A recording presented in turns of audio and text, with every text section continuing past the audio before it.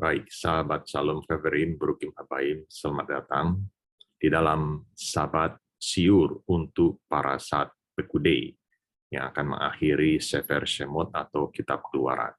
Pertama-tama, perkenalkan terlebih dahulu, nama saya adalah More Andre dari ORI Indonesia dan ORI Singapura. Saya adalah lulusan dari Yeshivot Sufu, yaitu Yeshiva Mesianik Judaisme terbesar di seluruh dunia. Untuk informasi Yeshivot Sufu, teman-teman bisa melihat di sini di sufu.tv, ya, semua informasi terdapat di sini, dan di kolom leadership, ya, teman-teman bisa melihat, ya, Yeshivot Sufu itu di bawah bimbingan atau supervisi Rabbi Dr. Itzhak Shapira, ya, yang adalah seorang Yahudi Sephardik yang besar di tanah Israel, dan juga dipimpin oleh Rabbi Dr. Stephen Bernstein, ya, dari Departemen Teologi untuk Yeshivot Sufu dan Sufu College. Ya. Saya sendiri, More Andre Widodo, saya ada di dalam staf Yeshivot Sufu yang ada di Indonesia dan Singapura. Ini saya, More Andre Widodo, ya. Dan saya sudah belajar di Yeshivot Sufu sejak tahun 2015 sampai sekarang. Baik, teman-teman, kita langsung saja untuk berdiskusi Parasat Pekudei. Untuk Parasat Pekudei, saya akan berikan judul Fungsi Beit Hamikdash. Ya. Dan kita akan mulai dengan berkat sebelum belajar Torah, Baruch Ata Adonai, Eloheinu melech haolam. Asher kitsanu b'mitzvotav vetzivanu la'asok b'divrei Torah b'mashiach Yeshua Baruchu v'nomar amin.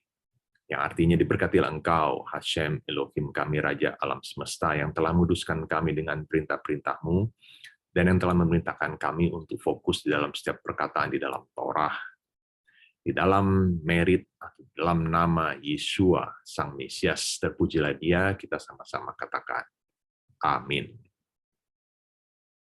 Parasat Pekudei.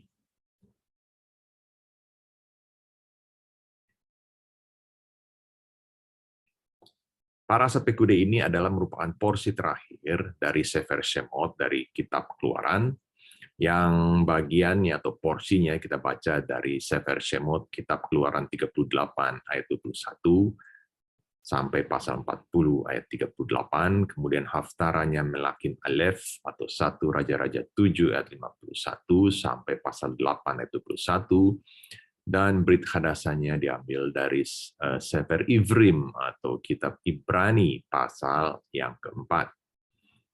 Untuk siur pada Parasat Pekudei ini, saya akan berikan judul Fungsi Beit Hamikdash. Beit Hamikdash itu adalah nama lain dari Bait Suci. Kita mulai dengan Sefer Shemot, Kitab Keluaran, pasal 38, ayat 21. Di situ dikatakan, Eleh Pekudei Hamiskan, Miskan Ha-Edut. Inilah daftar biaya untuk mendirikan kemah suci, yakni kemah suci, tempat hukum Elohim, yang disusun atas perintah Moshe oleh orang Lewi di bawah pimpinan Itamar, anak Imam Aharon.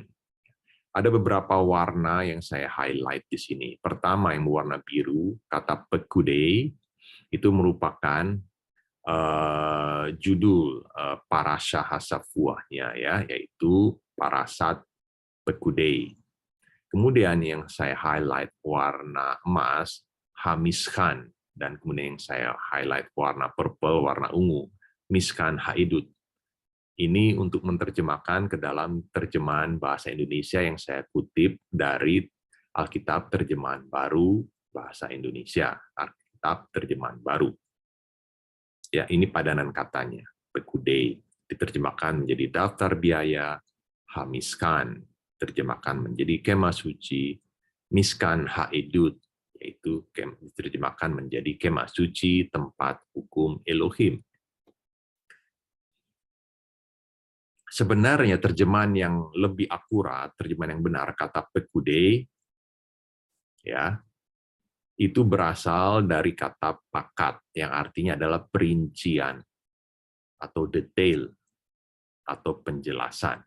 Jadi bukan diterjemahkan sebagai daftar biaya seperti di dalam terjemahan baru, ya, diterjemahkan menjadi daftar biaya, tetapi kata pekude itu berasal dari kata pakat yang artinya adalah perincian atau detail.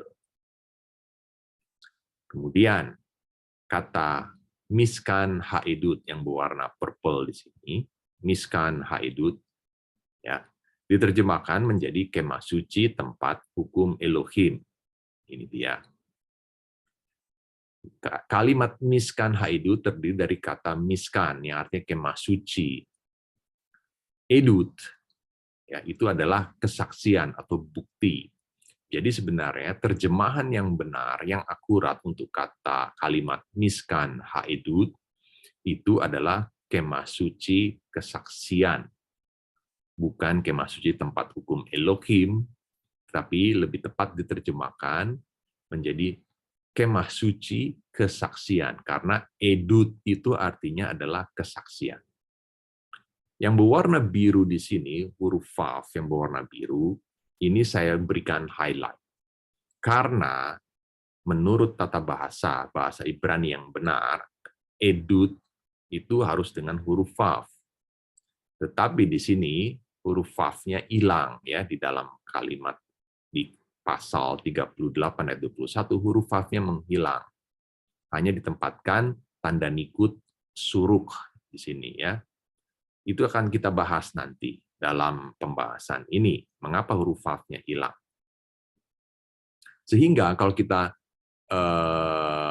mengikuti terjemahan yang benar, terjemahan yang lebih akurat, kalimat ele pekude hamiskan, miskan haidut, asher, pukat al pi Moshe, afodat, hal viim, beyat Itamar ben Aharon Hakohen.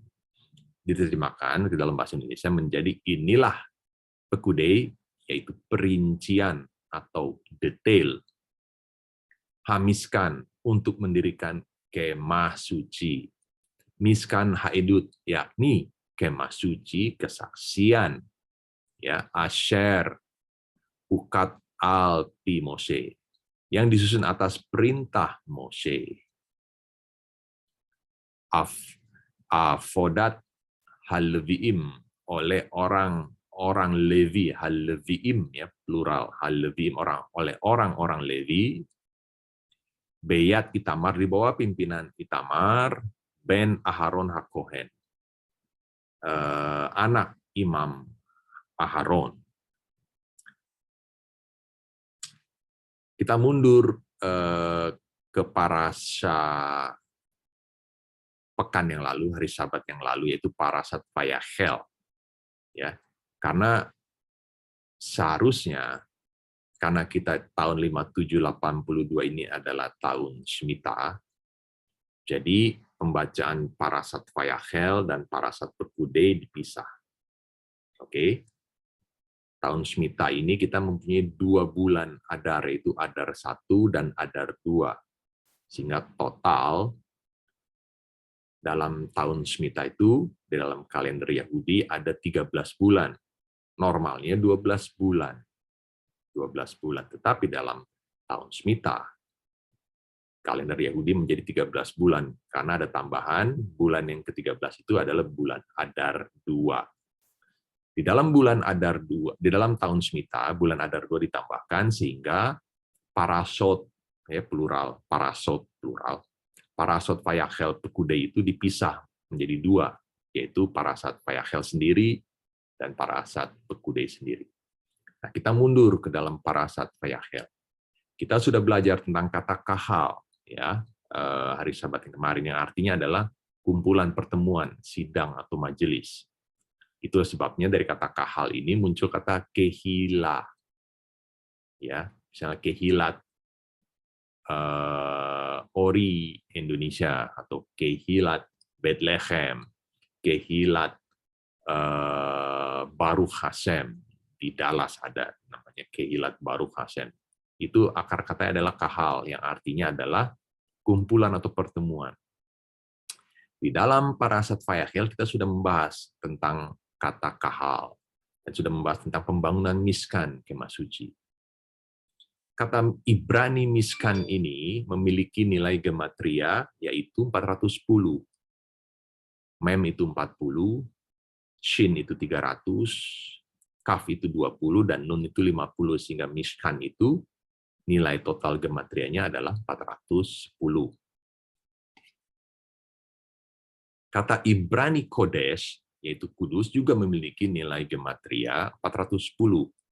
Huruf Kuf 100, huruf Vav 6, huruf Dalet 4, dan huruf Shin 300, sehingga kata Kodesh itu memiliki nilai gematria 410. Kata Ibrani Kodesh itu artinya adalah kudus, suci, terpisah, dipisahkan. Artinya setiap perbuatan atau avodah atau ibadah kita harus memiliki kekudusan, terpisah, berbeda dengan pola ibadah dunia. Yaitu arti dari Mishkan dengan kata Kodesh. Karena Mishkan itu gematria 410, Kodesh juga 410, sehingga pola ibadah yang kita lakukan di dalam Mishkan itu harus memiliki kekudusan, harus memiliki pemisahan, terpisah dari pola yang ada di dunia. Sehingga menurut Mishnah, Maseket Sekhalim, atau Traktat Sekhalim pasal 3 ayat 2, seseorang, ya setiap dari kita semua, harus menjalani kehidupan dengan kekudusan yang terpisah dan melakukan yang terbaik untuk menghindari perbuatan yang tercela, yang disebut sebagai dalam bahasa Ibrani Hilul Hashem, atau pencemaran nama Hashem. Itu arti dari nilai gematria yang sama antara Mishkan dengan Kodesh. Menjalani kehidupan sehari-hari dengan kekudusan. Ini dia bunyi Mishnah Masechet Sekhalim pasal 3 ayat 2. For it is one's duty to be free of blame before others as before God. Adalah tugas setiap manusia untuk tidak bercela, free of blame, tidak bercela, tidak bercacat di hadapan sesamanya, seperti juga di hadapan Elohim. Seperti dikatakan di dalam Bilangan 32 ayat 22. And you shall be guiltless before Hashem and before Israel. Dan kamu harus tidak bercacat, tidak bercela di hadapan Hashem dan juga di hadapan bangsa Israel. Dan juga dikatakan di dalam Amsal 3 ayat 4, Misle 3 ayat 4. And you will find favor and good understanding in the eyes of God and man. Dan kamu akan mendapatkan favor atau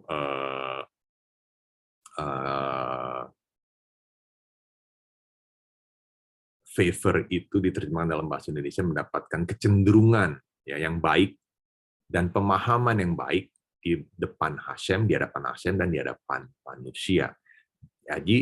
Jadi Misle atau Masechet Sekhalim pasal 3 ayat 2 ini menjelaskan bahwa ketika seseorang hidup tanpa cacat, tanpa celah, sesuai dengan panduan dalam Torah, maka seseorang itu akan hidup dalam kekudusan, tidak mempunyai cacat, celah, dan dapat memiliki pemahaman yang baik di hadapan Hashem, pengertian yang baik, ya, mendapatkan belas kasihan, mendapatkan favor yang baik di hadapan Hashem dan di hadapan manusia. Kembali ke ayat tersebut, ayat 21. Ya. Inilah perincian atau detail untuk mendirikan kemah suci, yakni kemah suci kesaksian yang disusun oleh atas perintah Moshe oleh orang-orang Levi di bawah pimpinan Itamar, anak Imam Aaron. Pertanyaannya yang kedua adalah, pertanyaan selanjutnya adalah, mengapa kata miskan di sini diulang 2 kali? Ya, Itu yang mesti kita tanyakan. Ele pekude hamishkan, miskan haedut, kemah suci, yakni kemah suci kesaksian. Mengapa? Bisa saja ya Torah mengatakan ele pekude hamiskan haedut. Inilah perincian atau detail untuk mendirikan kemah suci kesaksian. Lebih tepat, lebih praktis. Tapi mengapa di sini ditulis dua kata mishkan, hamishkan dan miskan haedut? Kata miskan atau kemah suci diulang dua kali adalah untuk menjelaskan bahwa ada dua kemah suci, yaitu di surga dan di bumi. Alasan kedua, kemah suci di bumi harus mencerminkan kekudusan kemah suci yang ada di surga. Ini penjelasan dari Ramat Valley, yaitu Rabbi Moshe David Valley yang adalah murid dari Ramchal, ya, Rabbi Moshe Chaim Lusato. Dua-duanya adalah dua rabbanim yang sangat dihormati di Eropa, ya, yang hidup di negara Italia. Jadi kata miskan di sini, miskan itu menjelaskan untuk demiskan atau sang bait suci yang ada di surga, sedangkan miskan haidut itu untuk menjelaskan bait suci yang ada di bumi. Ini penjelasan dari Ramat Valley, Rabbi Moshe David Valley, untuk menjelaskan ada dua kemah suci, yaitu kemah suci yang di surga dan kemah suci yang di bumi. Kemah suci yang di bumi harus mencerminkan kekudusan kemah suci yang di surga.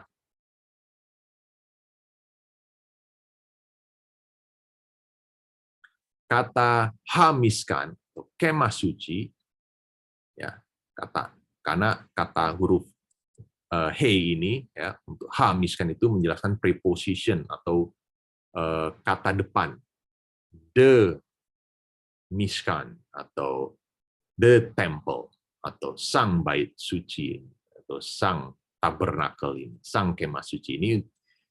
Kata hamiskan untuk menjelaskan kemah suci yang ada di surga. Sedangkan kata miskan haedut untuk menjelaskan kemah suci kesaksian yang ada di bumi. Jadi itu alasannya mengapa kata miskan itu diulang dua kali. Pertanyaan selanjutnya adalah mengapa kemah suci di bumi disebut sebagai miskan haedut, kemah suci kesaksian? Itu pertanyaan yang mesti kita tanyakan. Jawabannya adalah kita bisa lihat di Parashat Pekude juga, di Sefer Shemot, Kitab Keluaran 39 ayat 35, di situ dituliskan et Aaron haedut ve et badai ve et hakaporet, ya. Tabut hukum Elohim dengan kayu-kayu pengusungnya dan tutup pendamaian. Mengapa miskan haedut? Mengapa kemah suci di bumi disebut sebagai miskan haedut atau kemah suci kesaksian? Jawabannya adalah karena di dalam miskan haedut ada yang namanya Aaron haedut, yaitu tabut hukum Elohim, yang bentuknya seperti ini, teman-teman. Aaron haedut, yaitu tabut kesaksian. Karena ada Aaron haedut ini, ada tabut kesaksian ini bukan tabut perjanjian seperti yang Gentiles atau bangsa-bangsa non-Yahudi selalu bilang, tabut perjanjian. Dalam bahasa Ibrani disebut sebagai Aaron haedut, yaitu tabut kesaksian. Edut itu artinya edah.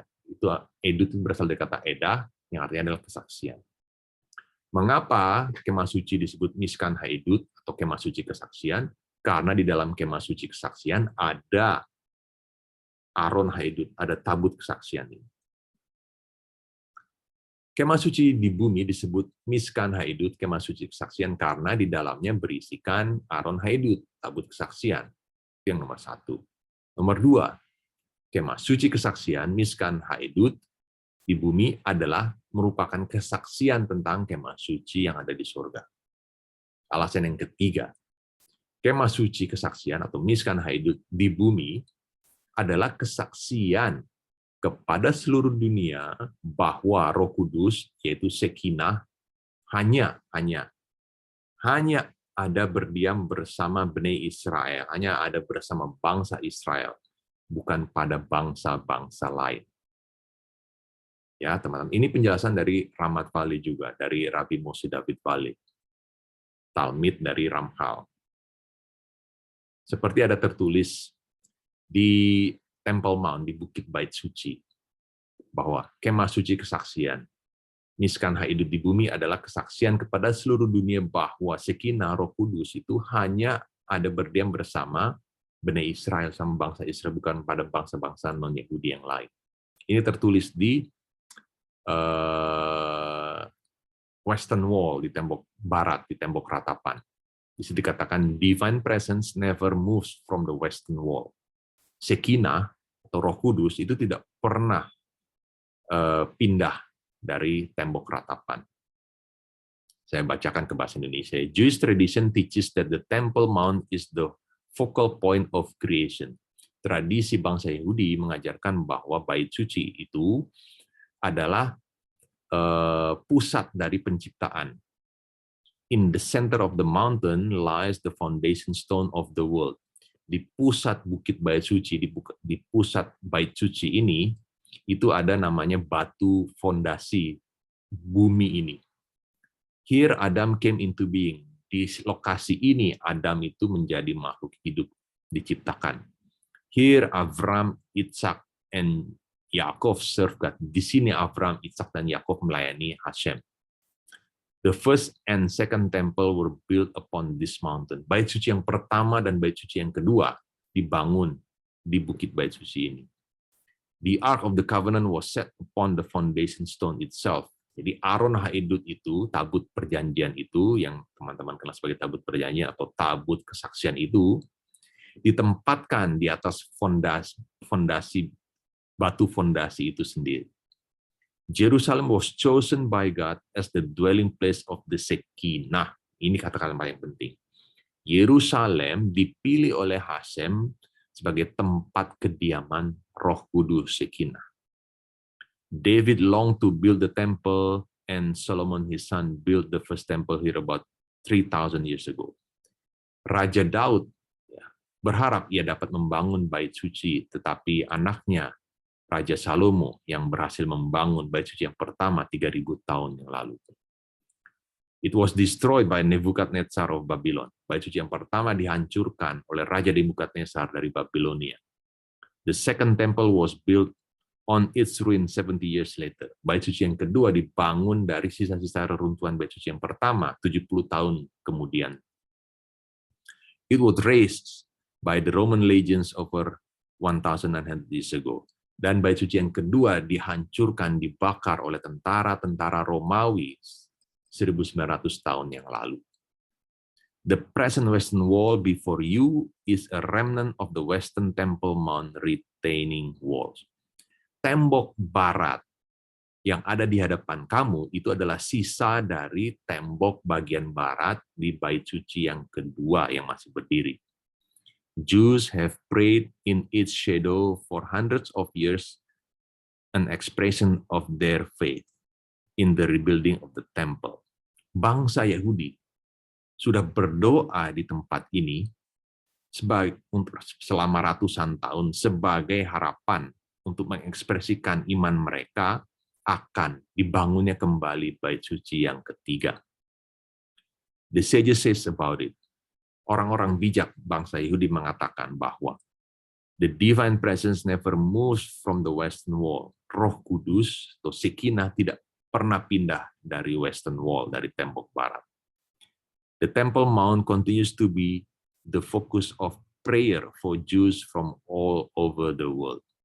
Bukit Bait Suci ini terus menjadi pusat tempat berdoa bagi setiap orang Yahudi di seluruh dunia. Luar biasa, teman-teman.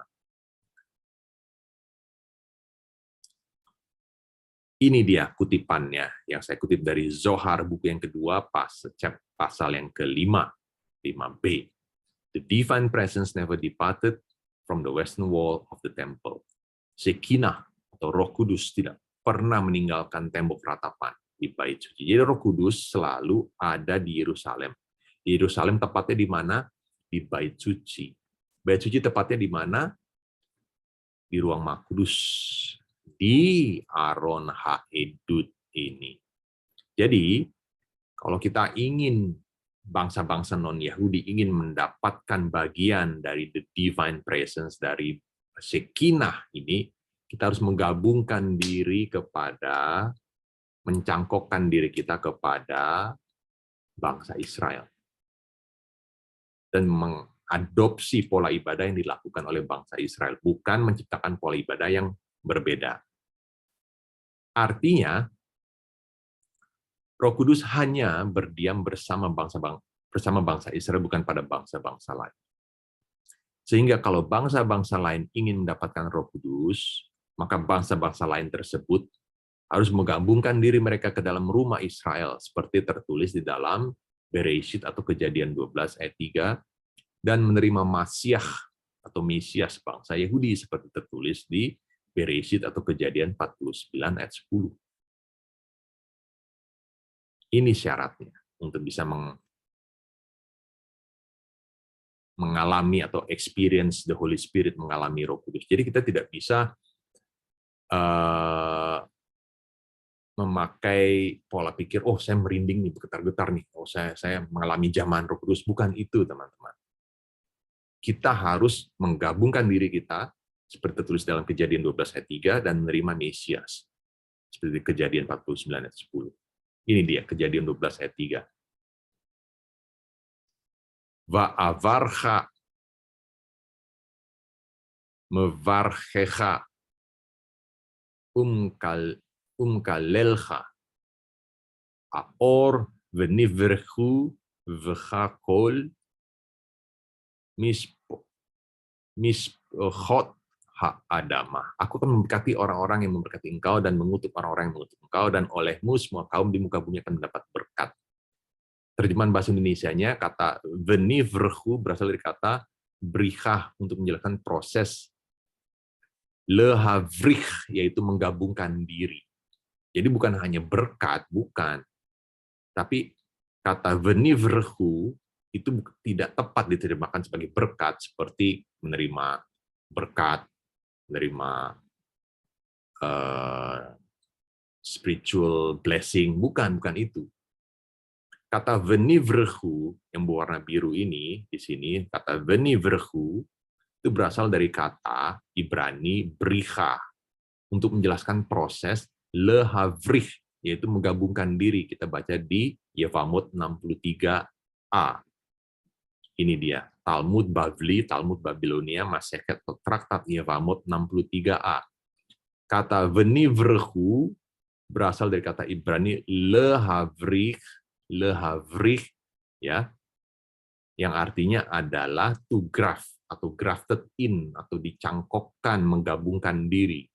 Itu Traktat Yevamot 63. Dan Rabbi Elazar berkata, apa artinya Kejadian 12 ayat 3, dan olehmu seluruh keluarga di muka bumi akan mendapat berkat.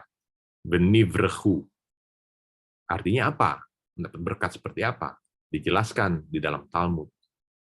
The Holy One blessed be, he said to Abraham, Hakadosh Baruhu berkata kepada Abraham, Hashem mempunyai dua cabang, to graft, untuk dicangkokkan, lehavrich, kepadamu, yaitu Ruth, orang Moab, non-Yahudi, nenek moyangnya Raja Daud, dan Naamah, orang Amon, yang akan menikah dengan Raja Salomo.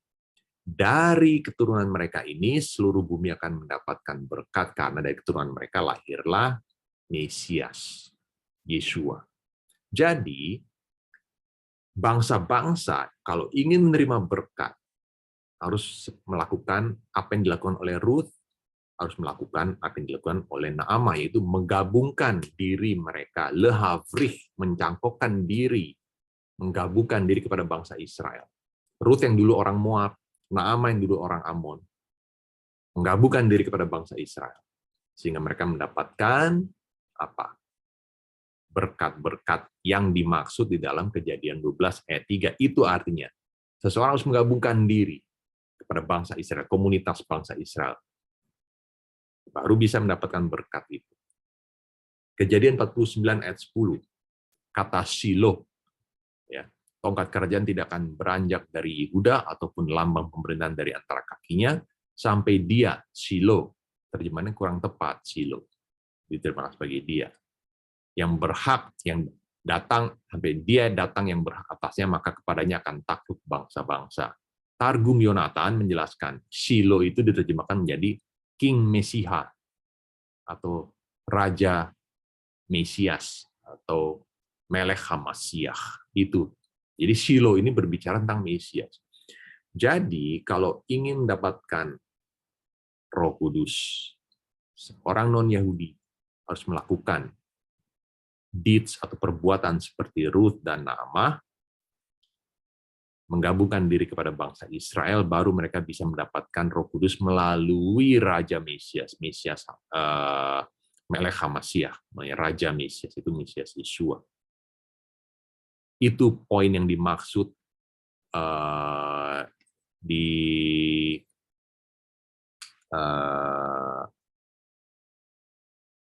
Kejadian 12 ayat 3 dan Kejadian 49 ayat 10.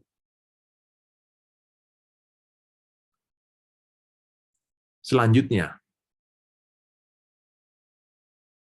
kita akan melihat ke Talmud Bavli, traktat atau Maseket Bava Batra 75b. Di situ dikatakan, Shlosha Nigreu, dipanggil oleh nama, ada 3 identitas yang dipanggil oleh nama Hashem, yaitu siapa?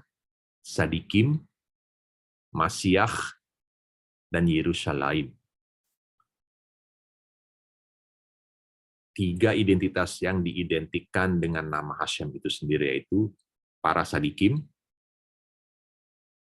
Sang Mesias itu sendiri, dan kota Yerusalem.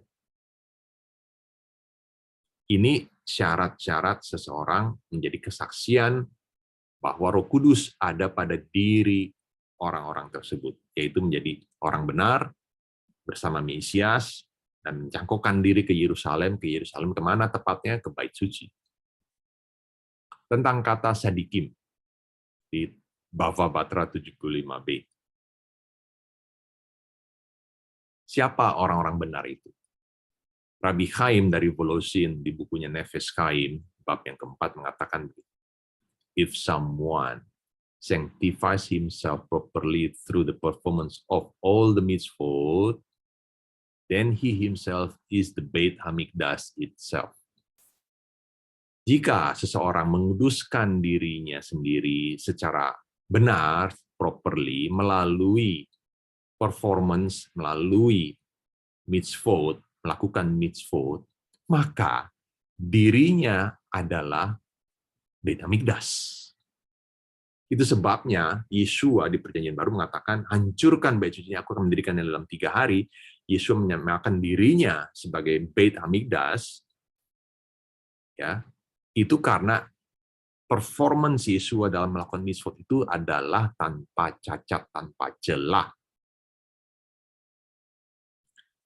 Lanjut, yang mengatakan ini adalah Rabbi Chaim dari Volosin, seorang Rabbi Ortodoks, bukan Rabbi Mesiani. Lanjut, Rabbi Chaim dari Volosin mengatakan, because this is the truth regarding Sadikim through the deeds which are desirable by the blessed one, they are the Mikdash, Mamash. Karena mereka melakukan mitzvot ini dengan tekun, dengan proper, maka perbuatan mereka itu desirable, diingini oleh Hashem. Itu sebabnya mereka disebut sebagai tempat kediamannya Shekinah. Jadi orang yang melakukan Torah, melakukan mitzvot dalam Torah, Shekinah turun atas orang itu, dan orang itu akan menjadi Mikdash, Mamash, Beit Hamikdash. Ini konsep di dalam Ortodoks, teman-teman. Kita juga lihat di dalam Traktat Rosh Hashanah 18b, Talmud Bavli, Maseket Rosh Hashanah 18b. Di situ dikatakan tentang Sadikim juga.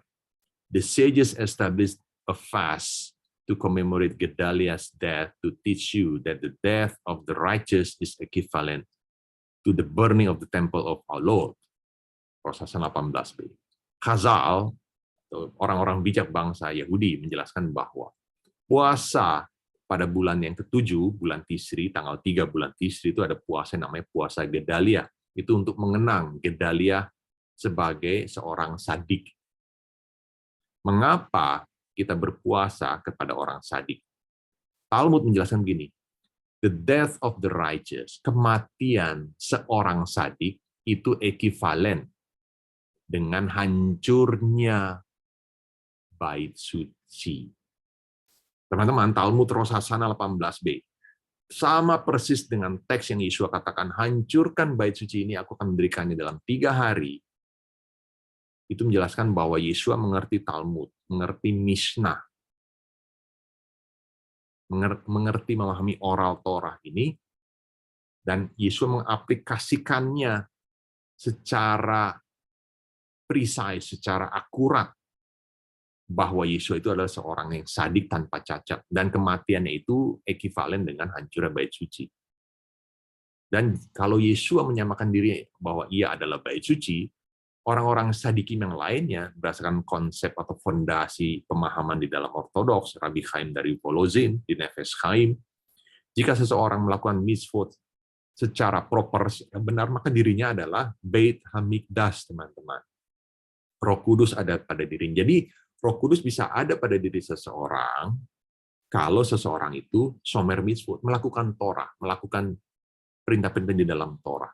Itu ciri khasnya orang-orang yang mengalami zaman Roh Kudus. Selanjutnya, perhatikan kalimat miskan ha'edut, kemah suci kesaksian. Kata edut seharusnya ditulis dengan kata edut dengan huruf Vav.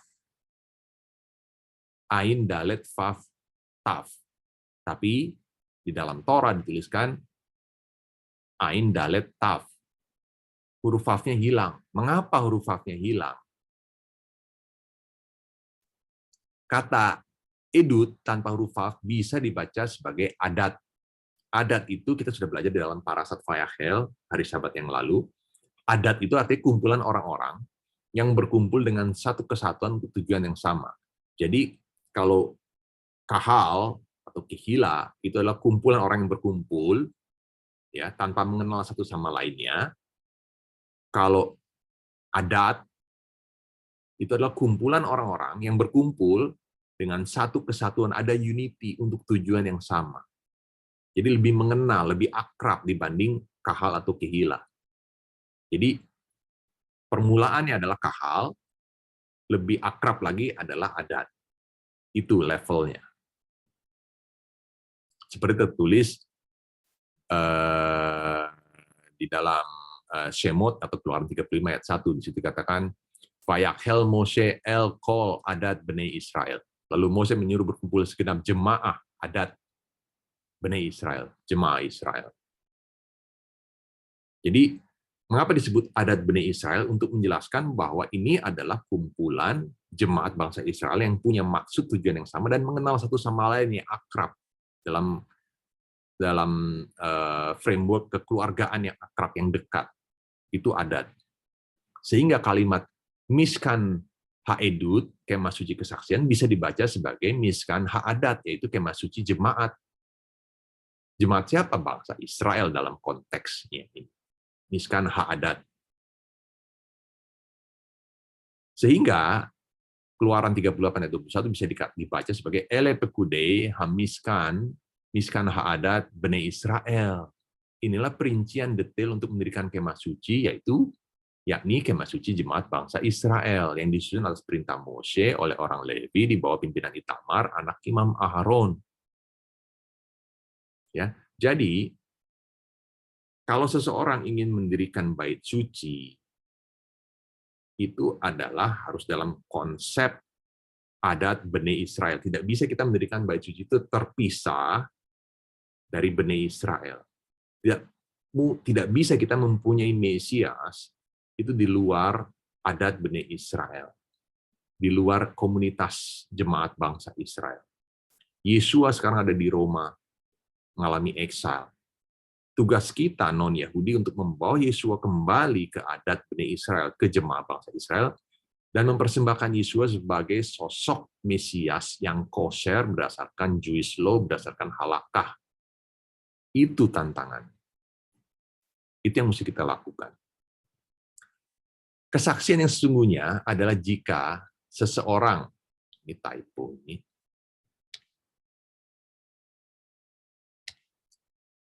jika seseorang menjadi bagian dari miskan haadat Bani Israel, itu akan menjadi kesaksian, yaitu menjadi bagian dari kemah suci jemaat bangsa Israel yang disusun atas perintah Moshe. Jadi, seseorang non-Yahudi, kalau ingin bersaksi dalam kehidupannya, Pak, bagaimana sih cara bersaksi kepada orang-orang yang belum percaya kepada kita? Ini jawabannya. Kita harus menjadi bagian dari kemah suci jemaat bangsa Israel. Miskan haadat Bani Israel yang disusun atas perintah Moshe dan melakukan apa yang diatur oleh Moshe melalui Torah tertulis, melalui oral Torah, dan dipimpin oleh orang-orang Levi di bawah pimpinan Itamar, anak Imam Harun. Baruch Hashem di dalam Yeshivat Sufu, Rabbi Dr. Itzhak Sapira adalah keturunan dari Bnei Levi. Baruch Hashem. Dan percaya kepada Mesias Yeshua. Itulah mengapa penting bagi kita untuk memiliki supervisi sehingga kita bisa dicangkokkan properly, mendapat makanan yang sehat. Itu sebabnya Yeshua mengatakan di Yohanes 5 ayat 46, Kilu ta'aminu lemoshe gam li ta'aminu kihu kataf alai. Sebab jikalau kamu percaya kepada Mose, tentu kamu akan percaya juga kepadaku, sebab dia telah menulis tentang aku. Jadi, fungsi bait suci, fungsi Beit Hamikdash itu pertama adalah menjadi kesaksian di bumi bahwa ada bait suci di surga. Nomor 2, menjadi kesaksian bahwa Roh Kudus hanya ada, Shekinah hanya ada pada bangsa Israel. Yang ketiga, mengapa disebut bait suci atau kemah suci kesaksian? Untuk membawa, mengajak, mengundang, membuka pintu bangsa-bangsa non-Yahudi masuk ke dalam komunitas Bnei Israel, adat Bnei Israel. Membawa Mesias dari Roma, yang mengalami pengasingan di Roma, dan mempersembahkan Mesias sebagai Mesias yang kosher berdasarkan Jewish laws, berdasarkan halakha, dan mendamaikan Masyah ben Yosef dengan Masyah ben David, merepresentasikan atau mempersembahkan Yeshua sebagai gift to the Jewish people, mempersembahkan Yesu yang dikenal sebagai Yesu, yang singkatan dari Yimach Semo Bezikro, semoga namanya dilupakan, menjadi Yesu, yaitu Yehi Semo Bezikro, sehingga namanya selalu diingat untuk selama-lamanya. Dalam Tehillim 72. Itu tugas kita, tugas bangsa-bangsa. Sebagai sandak. Sandak itu, kalau kita mengerti proses Brit Milah, itu ada 2 figur, sandak dan mohel. Sandak itu adalah orang yang merepresentasikan, membawa seorang anak kepada mohel untuk bisa diterima dalam komunitas adat Bnei Israel. Oke, Khaverim, itu fungsi kita sebagai Mikdash Mamas, sebagai bait suci di muka bumi ini. Tugas kita bukan berdoa supaya masuk surga, bukan. Tugas kita adalah melakukan apa yang doa Bapa kami ajarkan, Tefilat Haraf. Menciptakan bumi sekeliling kita, keluarga kita, komunitas kita, di bumi ini seperti di surga. Semoga bermanfaat. Parasat Pekude ini saya akan ucapkan berkat setelah belajar Torah. Kita tutup dengan berkat setelah belajar Torah.